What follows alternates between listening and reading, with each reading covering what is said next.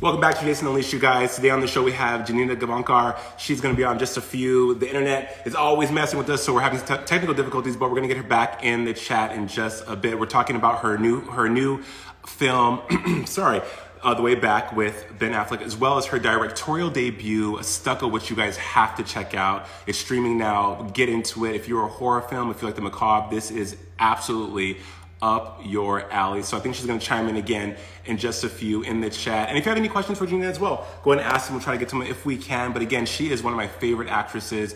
We've seen her in everything from The Morning Show to, I mean, just a whole bevy of fantastic projects. And let's bring her in again.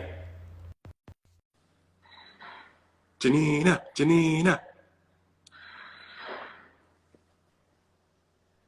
Hey. Hi. Hold on. Hi. I'm trying to find a charger too. The struggle, right? Trying to get it done. I don't know. We'll be fine. Okay. Well, the struggle, boo. Hi. Hello again. Hi. Well, you look stunning per usual. Oh, that's very kind of you. Thank you. Yes.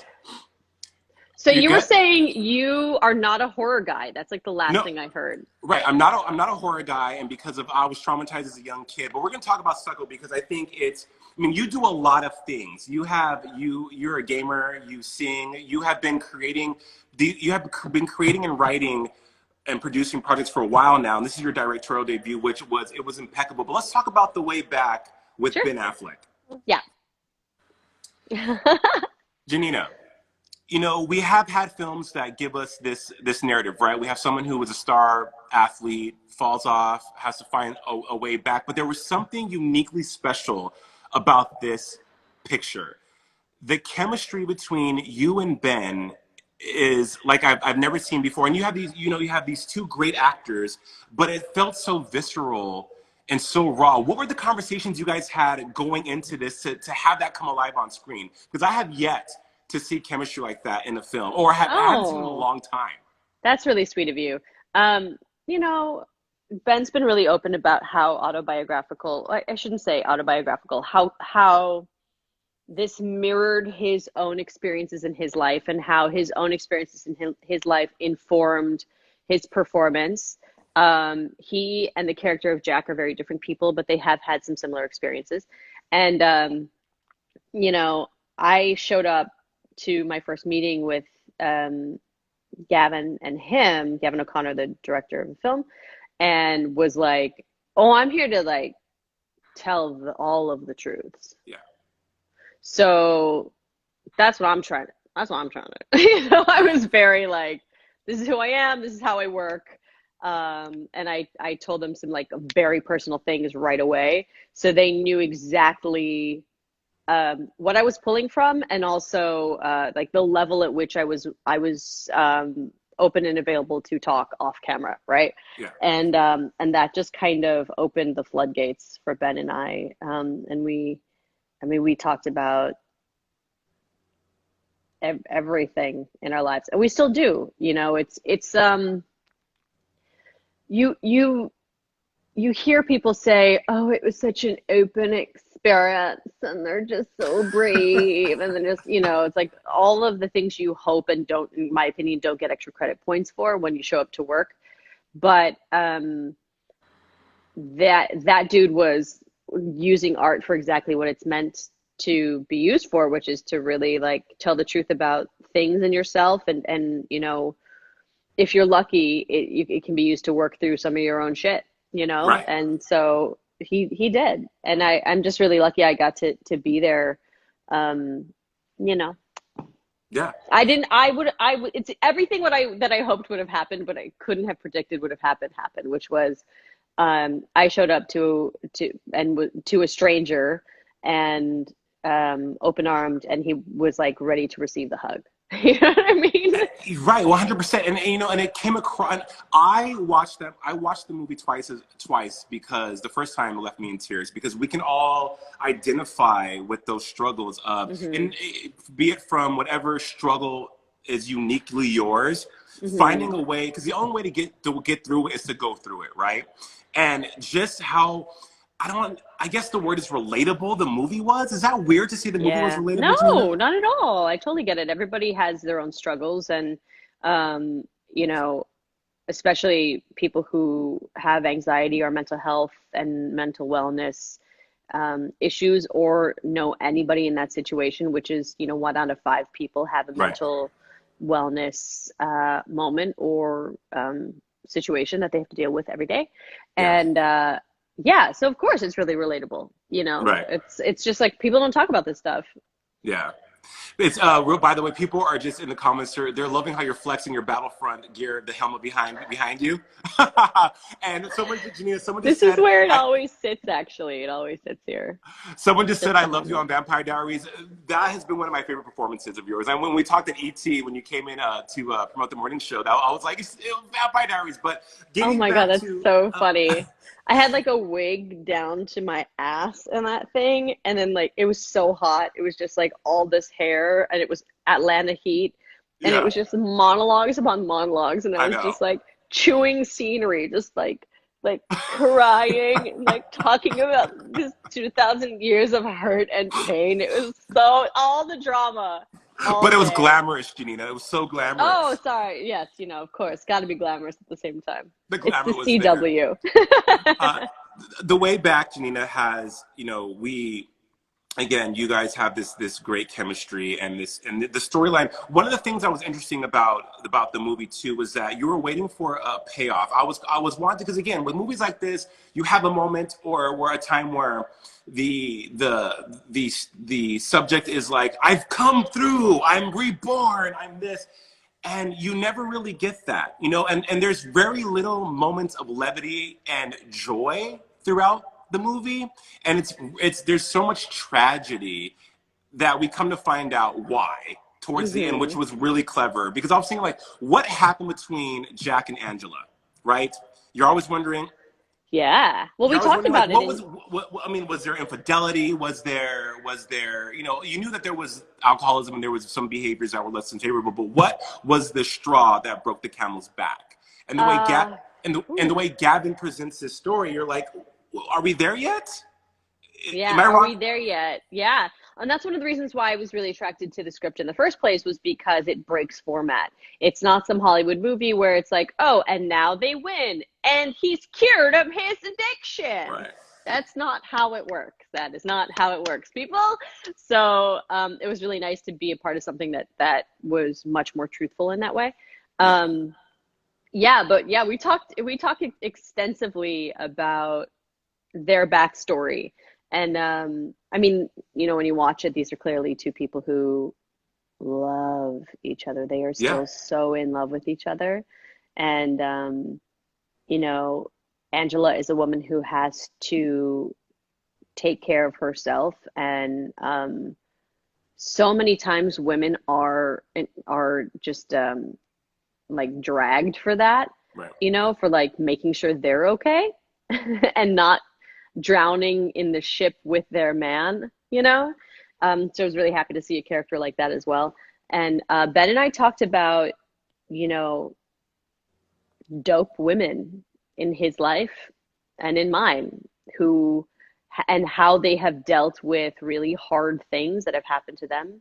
And I mean, he told me some really beautiful things um, about the women that he knows in his life. And I was like, I'm taking that. I'm Yeah. taking that. I love all of these things, and I'm putting them right in her, because this is a woman who chose to be healthy, and at some point realized she could not save him no matter how much she tried. Right. She found her own support group, and she really clung to the people that were around her in her moment of grief. And Jack did not, could not, would not accept her help, Right. you know? And we see that, especially in the first scene with you and Ben meeting. I think it was at lunch, correct? And Yeah. where you're like, I'm not staying for this. I'm not going to allow myself to be drawn back in to the dark space. I'm out. But yet you still you still are very protective of him. It was so romantic. There's so much love. Yeah, it's heartbreaking. They love each other so much. And he thinks that like she's coming back. Right. Finally, he's got a shot. And Ben was doing this thing on the day that was like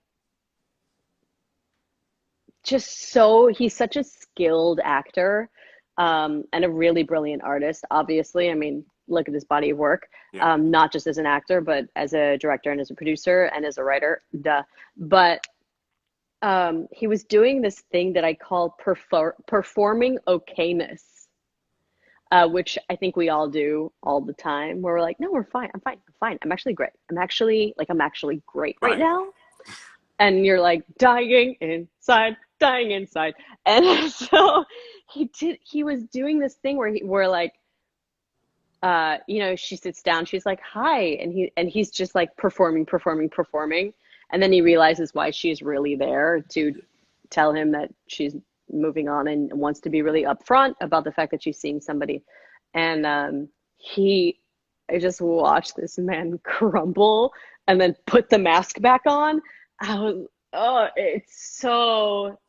It's just truly heartbreaking to watch on screen, but to like be on the other side of, um, it's It heartbreaking is. stuff. And because we do it every day.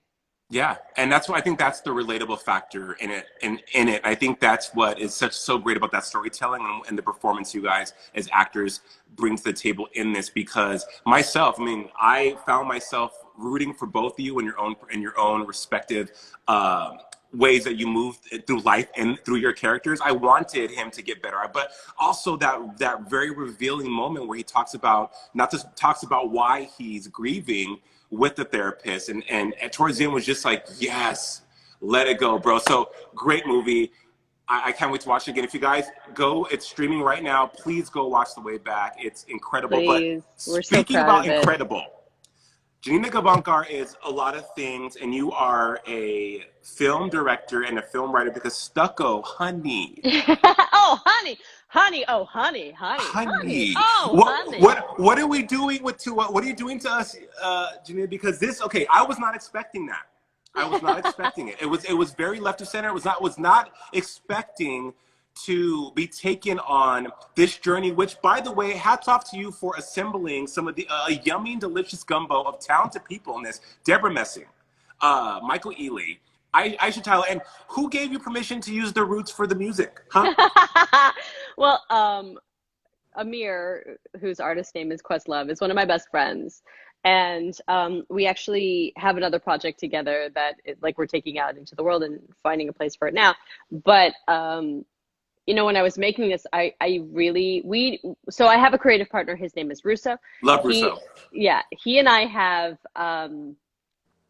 we share a brain, and we always knew that. By the way, I shot that here. Like that's I know. like And the your wall. The director of wall is photography, Q Yen. I mean, just she's everything. It was she's just incredible. She's incredible. She's incredible. She's like a legend in the making, truly. So Russo and I knew that we wanted to do a Motown song, so our temp track was Earth Angel. And we wanted to, first of all, I've been making music videos for a really long time, and I really want to make sure that I continue to put at least one musical beat in every single piece that we have. And it's also a way to really let everybody know, like, oh, we're making a left turn here. right. Shit's about to get weird, and you are captive now. Literally. We will not let you look away, right? So we knew we wanted to use a Motown song. And so I just called him and I was like, so it's a minute and a half or two. It was like I had a timestamp, and I was like, you want to write something? Because this would be super fun. So so he just like he created a song for us, and we just popped it right in, and it was perfect. It's beyond perfect. But let's talk about Stucco and what it is, okay? Because Sure. one of the things that's clever about it, Gina, and kudos to you for this, is that there is messages here, and my interpretation, I'm gonna tell you what my interpretation is, but there's messages here that still ring true today that are important about mental health, Yeah. isolation, Yeah. self-care, right? Because we have Jay, who is sheltering in place. She's going through something.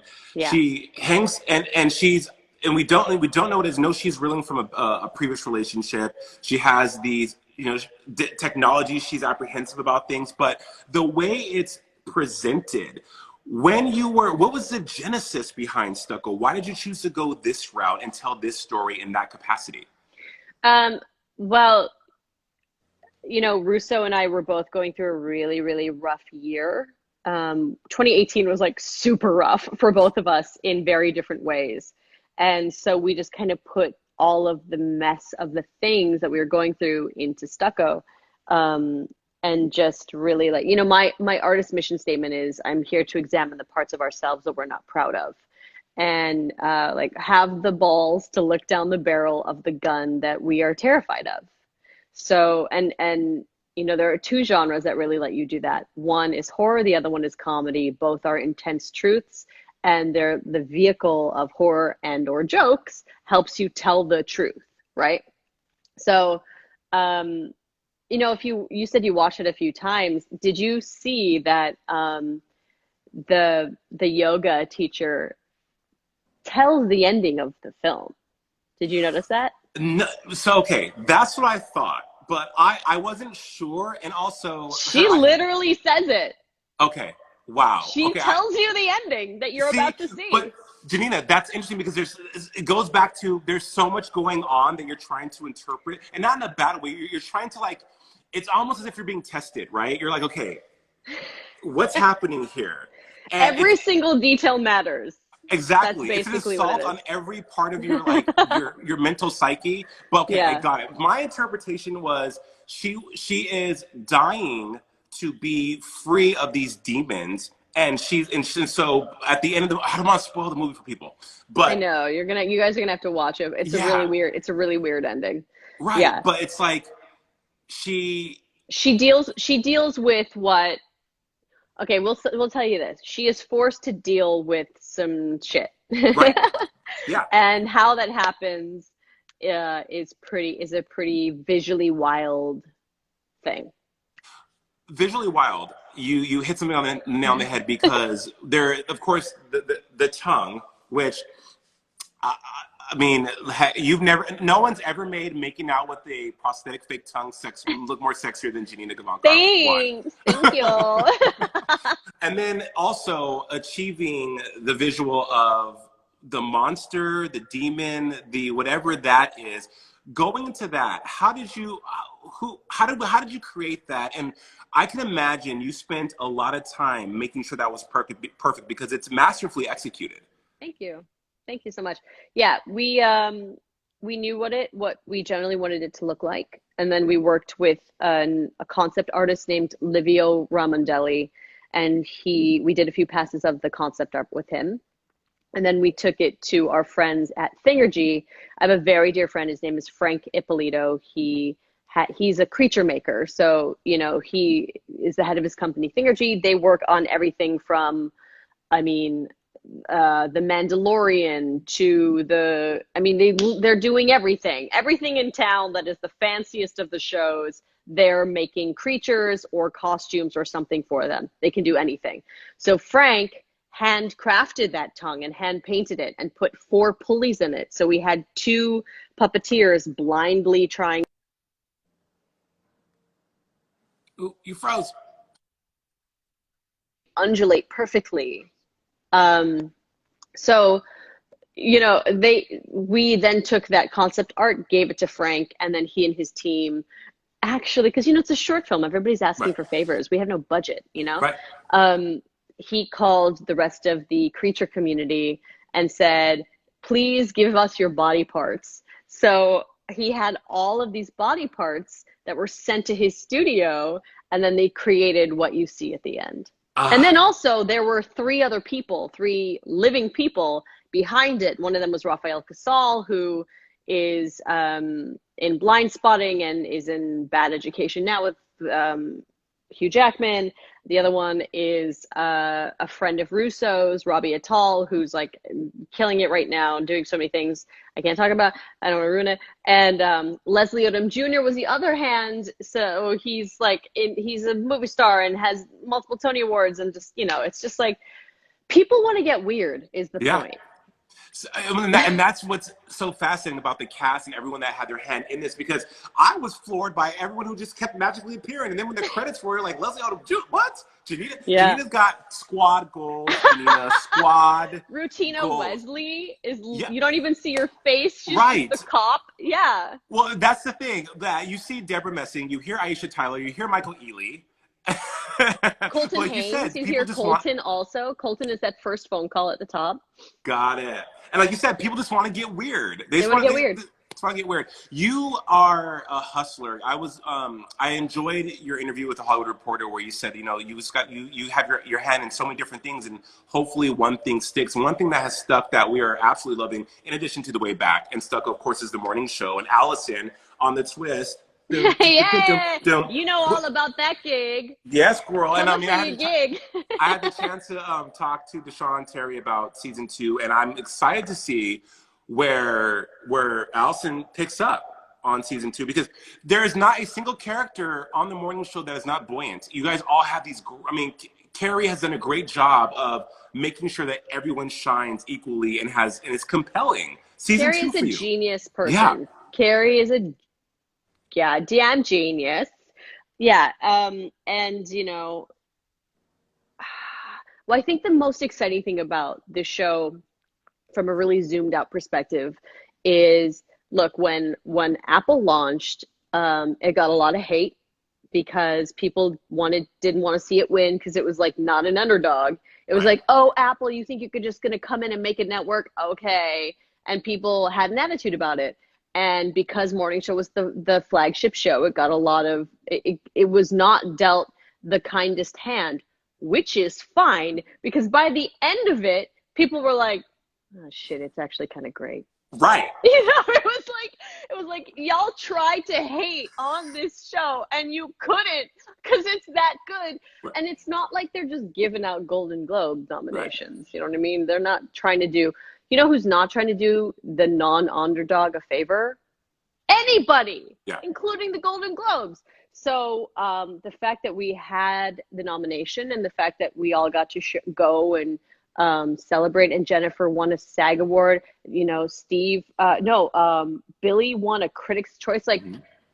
this is not arbitrary, and it wasn't just like, oh, you guys are just little darlings, or you're new on the scene, and we're really happy for you. They could not deny that this show was important and great. So, zoom out. Now that the world has gone, we're buying what you're selling, and we really respect what you're making, they can go even harder now. So this group of people, if you thought season 1 went hard, season 2 is going to the fire will be brung. Yes. We are here It will for be it. brought in. Bring it. It's been Brian. Yes. But I'm so glad. I loved. I remember watching the finale at work at ET, and I screamed out loud, "You cannot write this shit!" You Because cannot write this it was, shit. and I use the word compelling so much because it's just that. That's just me authentically spewing how I feel about the morning show. It's also because I grew up loving morning television.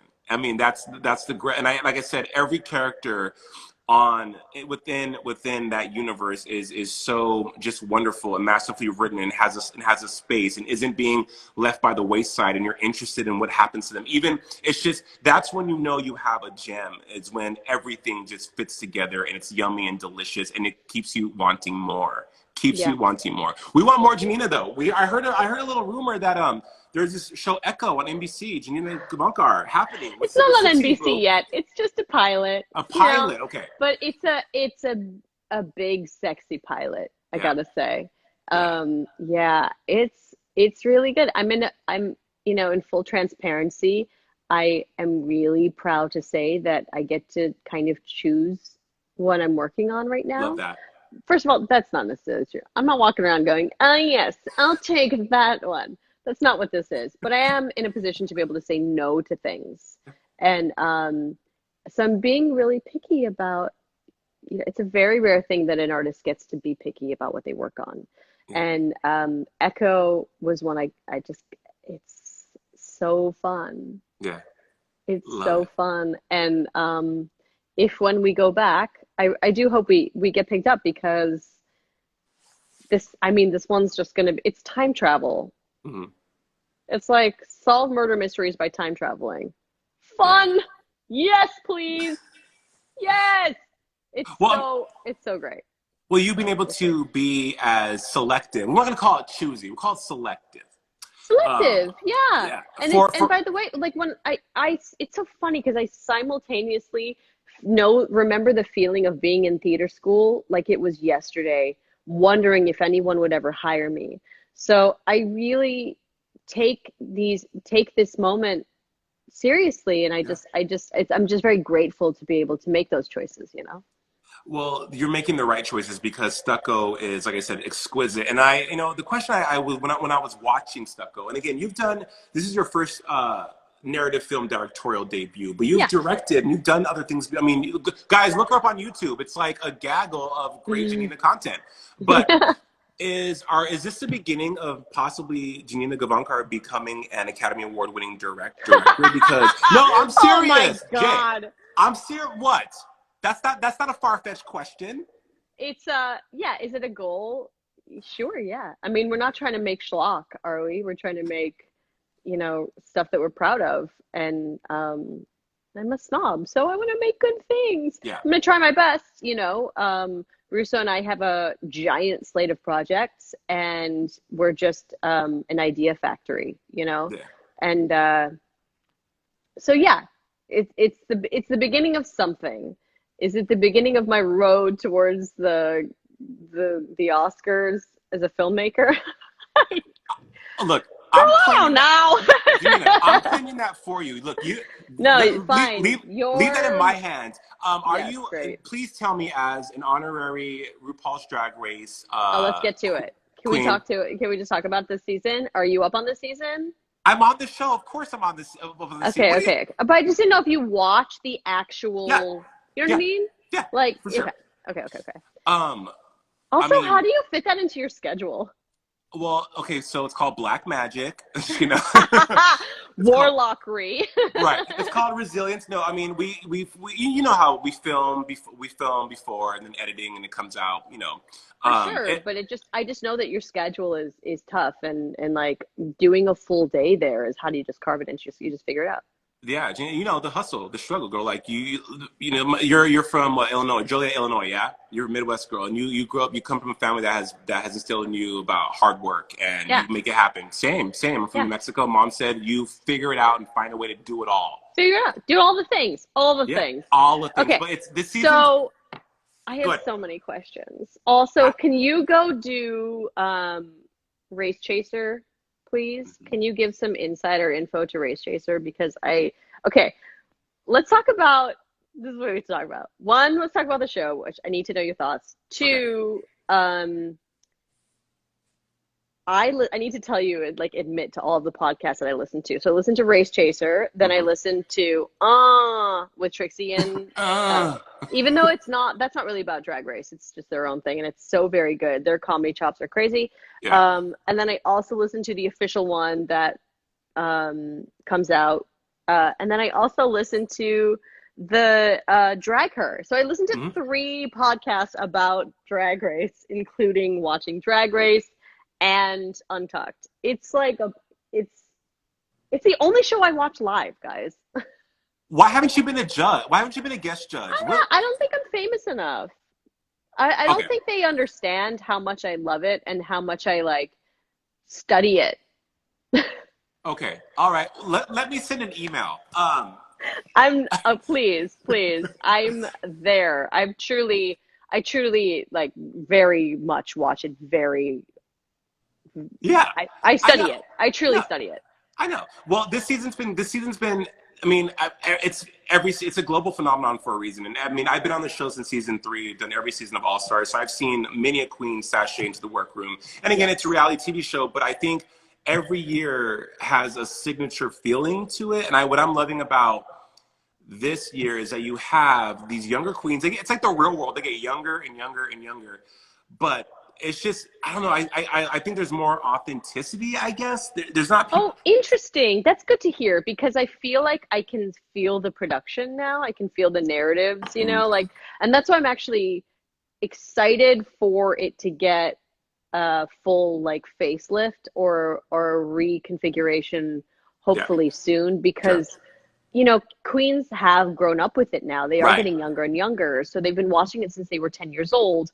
And now, and they've basically cracked the code like it's a Rubik's Cube. They know every single thing. They've studied it the same way that I do, except tenfold. And they're right, like, what would I do if any of these scenarios came up? Because they have 12 seasons plus right, all stars to look at every challenge. right. And it's almost like it just needs to they need to break it and remake it to for it to you know be Live interesting on. because because right now I can kind of see the narrative in the editing like I know that if in a walkthrough Rue is asking a question he has shot a talk like a talk with every single cast member so if it's making it to air that means that person's either in the top or the bottom Oh, wow. Whoa. like I can literally tell. Like, okay, so if they've spent 2.5 minutes of this, what is it by airtime with the commercials? It's 90, so it's I think 67 minutes of content. Like literally, this is what I'm doing. I'm looking at the format. I'm going,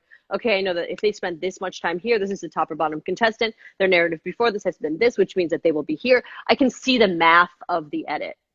See, and that's interesting because I've never, I mean, I've never looked at it that way. I guess because I'm there, and Yeah, when I watch this show, I think first of all I don't even remember what we shot because it's so long ago. Also, I have an ironclad NDA. of Um, course. but I mean, what I meant by authenticity is that like with Widow Von Du and just with Jackie Cox this season, they're telling their stories of whatever they've been through. Again, you Yeah. have that every season, but for some reason, it just resonated with me more this. Maybe because I'm in quarantine, maybe because I'm not as Well, distracted. But yeah, I I will will say, say they're also it's a bunch of really smart and eloquent right, queens. Everybody's right, smart. If you get on Drag Race, you're a genius at drag, period. yeah, It's like you know, a long time ago, um my I don't know things about sports at all. I don't know anybody. And so and I've always been like and I was a nerd growing up, so I was like, "Oh, I hate jocks. They're all dumb because they didn't like us." You know, that's yeah, literally it. And my ex-boyfriend was like, "You are wrong. Even the worst NFL player is a genius at football." right. So, you know, like genius Boom. people. But this is a really interesting season in that people are really eloquent. And I Yeah, think that's also the evolution of, you know, people growing up with things and knowing that there's going to be a camera in their face. So they've already sort of media trained themselves by the time they get there. Now, you know, the way into the authenticity of that is people realize that and they have that microphone. So everything's like, okay, tongue pop. right, Oh, honey, tongue pop. Like literally right, they're like checking all the boxes of the thing you're supposed to say when the microphone is in your face. But now people are sick of that because it doesn't feel authentic. So right. there is actually more space for these queens to speak freely Mhm. and with more heart because that is being recognized Mhm. more. So the more that we can celebrate that, the more that will happen, I think. Right. Audiences Yeah. are way more savvier than they've ever Our been our before. bullshit meters are like so Yeah, tuned. Wait, I have more 100%. questions. So you know who the top four are? I Do you don't. know? Oh, because you were not there that day. Got it, got it, got it. Cool. Um, and then I mean, even if you did, I wouldn't ask you, of course. But do you know or can you say what they're planning to do for their finale, a digital finale, etc.? Janine, honest to God, I have no idea. I have no one. I haven't been told anything. That was actually, as a matter of fact, I was in the shower this morning wondering, like, oh, we can't have a lot of people for the grand finale. But World of Wonder. First of all, World of Wonder. They are geniuses because they are the gatekeepers to so much amazing drag content and the way they're able to just pivot and restructure things and to really move these things around to serve the audience, because that's what it's about. It's not about us, it's about the audience, right? They do such a great job. So I'm sure they're going to have something figured out for the Yeah. finale, because it's coming up soon. You know, we're already up to what, the final six or final five now. Yeah, well, Um, it was supposed to be 5, but it's still 6. right, because no one's being sent home. Nobody's, and you know Shantae, what? you I'm all so stay. glad. My God, Jackie, God, when, first of all, okay, who's going to be Miss Congeniality? Because I think it's going to have to be like Heidi and Crystal Method. Like, how are you? Oh, who were you going to say? I was gonna say Heidi. I was, well, no, no. I mean, I would say Heidi. I feel like Period. Heidi. I feel like every season they pick two narrators, right? That give you, you know, and I feel like Heidi's definitely been that. Also, Heidi's interviews are just so like, you can't So funny. manufacture that type of wholesome, honey, down south, good nature goodness. You can't Oh, make that. you can't make it. You can't. You can't. I want to bottle it. I want to make it. Right, and sell it Um, and get some coins. But but then share. But then Crystal Method is like yeah, such a beautiful, strange weirdo. right. Oh, I don't know. It's I gonna be hard. I think you're right. I think Heidi still wins.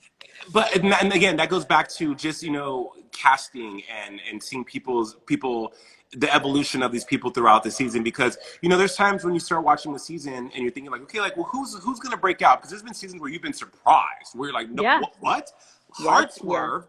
And this season, Yeah. you've seen just people just rise. It's almost as if one person rises, another person rises. It's like this but Yeah. it's not catty, and it's not in a No. way. There's a Well, lot I of think these people realize they're all about to be on tour together, so don't be that big of a dick. Y'all yeah, gonna be living together. Y'all gonna be needing each other to make that coin later. So right, right. Again, figured out. They realize the business the of business. drag, and but Yeah. also there's this cool juxtaposition of the business of drag, but also the art form. With the fashion this season has been turned. I mean, this fashion has been incredible.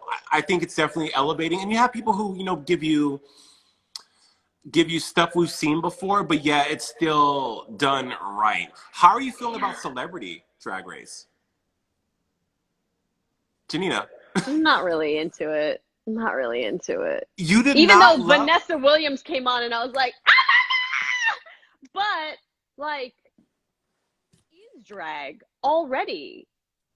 She's drag already. So like, what I think it was really beautiful to see the story of these like two straight boys have their own experience. I think it's Mhm. really important for um like the older generation to see that the younger generation is actually like, who cares? Yeah, Who cares? right. This is a non-issue for us. You guys fought and bled, so we could care less. Exactly. You know what I mean? It's Like, so refreshing because they give zero fucks. They're just like, yeah, you're a pansexual. Okay, cool. Well, my brother's gay. Well, I mean, it's almost as if when you bring that up, they're offended that you brought it up, because you're like, why are you making this a thing?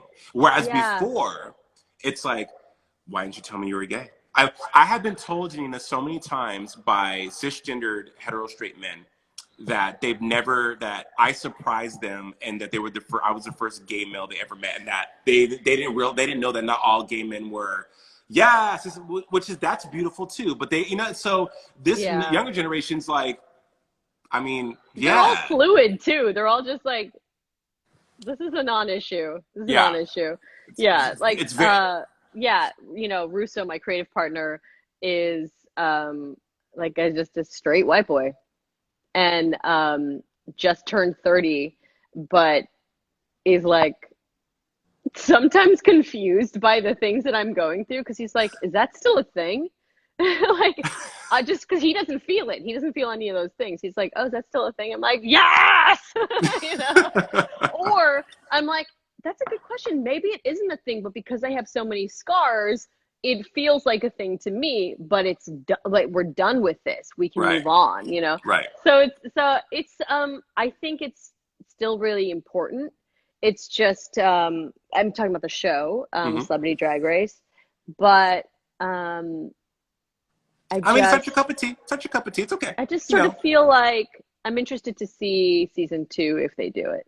I Yeah. hope that this season allows for them to expand on the format a little bit more, you know? And anytime that you can give money to charities through entertainment, that's a great thing. So I'm like, I'm absolutely here for that. 100%. Well, I think the coronavirus, and when how we are existing. I know you got to go. I'll let you go in just a few.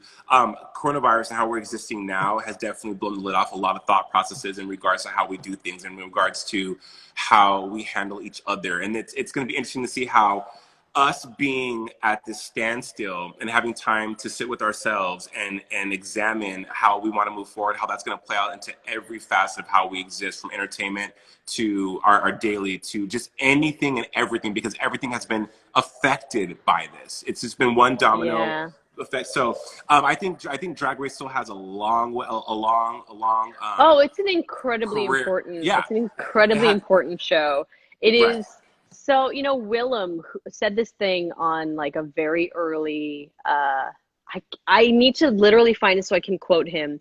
But we were talking about but he was talking wait, he and I, just like, you know, as he I was listening to his podcast. Jesus, this is what happened when you listen to podcasts. You just think these people are your friends because they're just in your earbuds in next to your brain.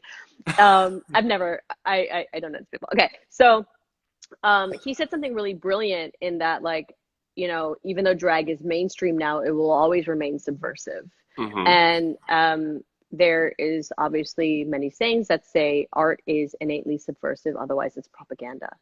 So this is why it's incredibly important.